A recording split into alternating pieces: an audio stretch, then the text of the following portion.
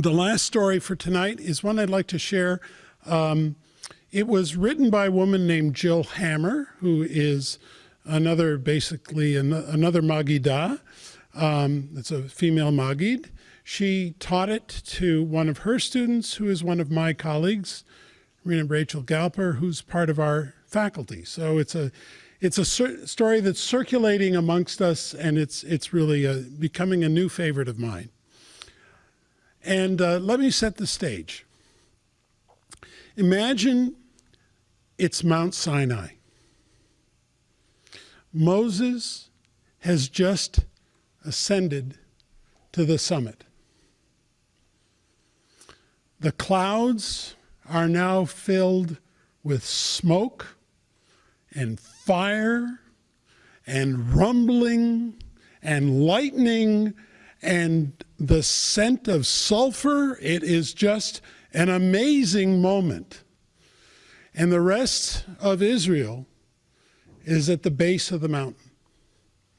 The men are over here, and the children are over here, and the women are over here, and everyone is having to deal with this amazing thing that's happening at the summit. Some of the women are just pointing. It's amazing. Others are filled with awe, and they've prostrated themselves on the ground, not sure what to do. Other women are absolutely terrified, and they've bundled themselves into tiny little balls because they don't know what's going to happen next.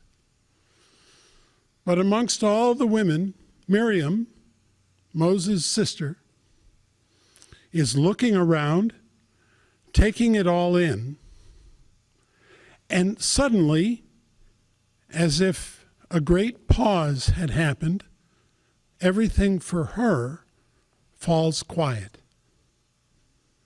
There's no more motion. It's as if she's suspended in time.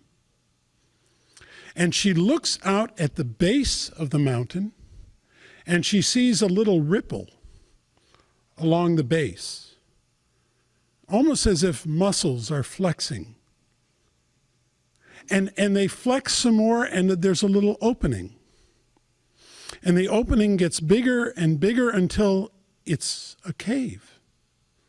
But it's not your typical dark cave. It's a cave that seems to be at least dimly lit from inside. Well, she picks up her empty water jug and her tambourine, and she goes to investigate. And as she gets closer and closer to the cave, she sees indeed it is lit from inside, but from deep inside she can't see the source. So she starts to walk in this very long tunnel. And with every step she takes further into this cave, it gets a little bit brighter, and the pull on her to continue grows a little bit stronger. Until finally she arrives at the opening of a grand cavern, colossal. Every inch of the walls and ceiling are studded with gems and jewels and crystals, and they're each flashing in their own light. It's stunning. She can barely see what's going on. There's so much. She looks down at the ground, and there's shadows moving around from all these lights, and they seem to be forming shapes, but she can't really make them out. She squeezes her eyes, tries to figure out what's going on, opens her eyes again, and there in the center of the cavern is a woman. A woman, it's hard to describe what she looks like. All that Miriam knows for sure is that this woman is very strong, and she gets a tremendous feeling of warmth from her. And the woman motions her over. So Miriam goes over to her and she says, What is this place? And the woman says, you are in the womb of Mount Sinai. Your brother is up on the peak, but for you, you're in the womb. And she says, well, what did I ever do to deserve to be in the womb of Mount Sinai? The woman says, well, you've tended to so many wombs in Israel. You have every right to be here. And she looks around at the shadows moving across the floor and the shapes they're forming, and some of them seem like letters. And she turns to the woman and she says, what is all this? And she says, those are the shells of the letters that your brother is receiving at the summit. If he were to break one of those letters open, this is what he would see. Well, she's still very, very confused, of course. Who wouldn't be? She says, well, why am I here? And the woman says, we have a gift for you. And Miriam looks around and suddenly notices that the floor is filled with jeweled chests, elaborately ornamented. She hadn't seen them before. There must have been 100 of them. And the woman turns to Miriam and says, these are your gifts. Go open one.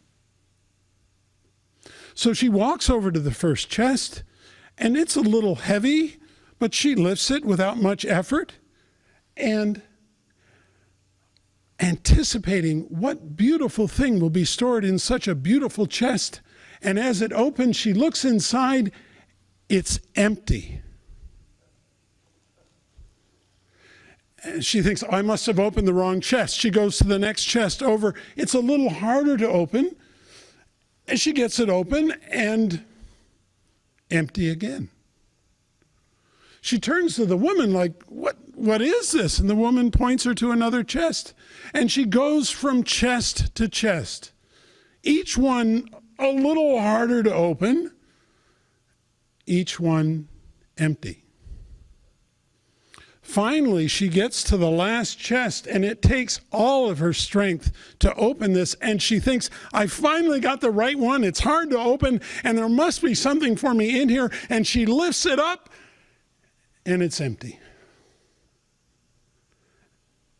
And in despair and frustration, she falls to her knees, and she wails, is this all I'm worth? And she feels the same pain she felt when she saw her brother Moses drifting down the Nile, like she had lost everything. And the woman says to Miriam, you don't appreciate our gifts? Appreciate? What's to appreciate? There's nothing here. Oh no, says the woman. We've given you space. Space? What good is space? The woman says to Miriam, consider, what makes a river? It's easy, Miriam says, it's water. No, it's not water. It's the channel. Water without a channel just spreads in every direction. Water with a channel is a river. She says, consider, what does it take to make a tambourine? She said, I know, it's the wood and it's the skin. I made it myself, the sinew, the bell. No, it's the space around which that is formed. Without that space, there'd be no sound. Miriam thinks a moment. So, if I were to ask you about my dance, the woman nods to her, you would tell me that it's the space between the people that makes the dance. And the woman says, you've got it. You understand. You now have all the space in the Torah where there is no ink. The Torah, the letters in black fire, are your brothers. All the white fire that surrounds them is yours. Miriam says, well, how am I ever going to use that? And the woman says, that's exactly what I hoped you would say. And she takes her empty water jug and she blows into it. And at first, Miriam hears the sound of a breeze. And then she hears the sound of wind. And then the sound of waves. And then the sound of laughter and the sound of weeping and the sound of singing. The woman hands Miriam her jug and dismisses her. Miriam makes her way back out from the cavern, through the tunnel, back outside, emerging from the womb of Mount Sinai. And as she emerges, she hears the eternal voice booming from above, I led you out of Egypt. And she can hear in those words the tiny spaces. And when the words stop and the silence takes over, she takes her jug and she pours it out. And a river flows from the base of Mount Sinai. A river of living water, of Mayim Chaim. Water that refreshes, water that invigorates, water that sustains the Israelites through their journey and us to this day.